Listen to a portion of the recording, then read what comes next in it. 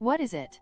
Although the Ceed lags behind the Sportage and Nero in terms of sales, the European-designed and built C-segment hatch has long been a symbol of Kia's intent to become a true equal to mainstream European firms. The Korean brand has undoubtedly achieved that in recent years through new models featuring bold styling and cutting-edge tech.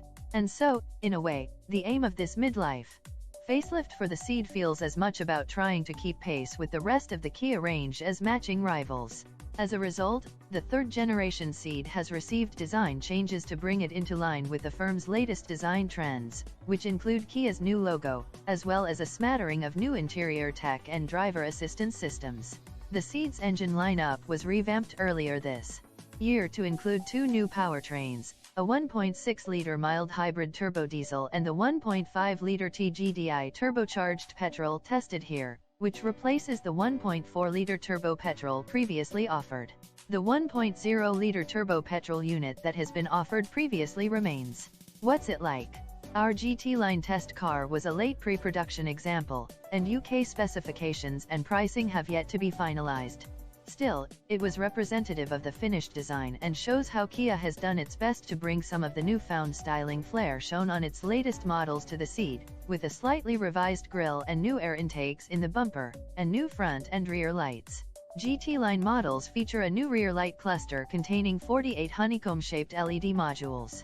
The multifunction lights work as brake lights and moving indicator signals. It's very stylish in operation, which will please anyone stuck behind you in traffic. The interior has also received an upgrade, notably with higher-spec cars gaining a new 12.3-in digital instrument display and 10.25-in touchscreen, although, unlike some rivals, it pleasingly retains plenty of physical buttons and switches. Kia has also added a host of new driver assistance systems to the Ceed, including upgraded blind spot warning technology and a revamped rear-view monitor. What the firm hasn't messed with is the ride and handling, so the car retains the refinement and composure to hold its own against a host of formidable class rivals. The new 1.5-liter engine bucks industry trends by lacking even the mildest of hybrid electrification, but it's a smooth, pliant unit, with the use of Kia's continuously variable valve duration technology helping to add refinement and lift the claimed fuel economy. The engine's punchy turbo power is easily accessible and certainly offers some verve and pep, although it's at its best when being used for quiet, efficient cruising. Certainly, in terms of ride, handling and powertrain, the Ceed makes for an easygoing companion, which is exactly what most people are looking for in a family hatch. Should I buy one? In its third generation, the Ceed has finally been developed into a genuine contender among the massed rank of C-segment hatches. But while the updates to this version are enough to keep it firmly in a competitive pack, they don't move it closer to the class leaders. It still lacks the premium sheen or dynamic appeal to truly rival the likes of the Volkswagen Golf and Ford Focus.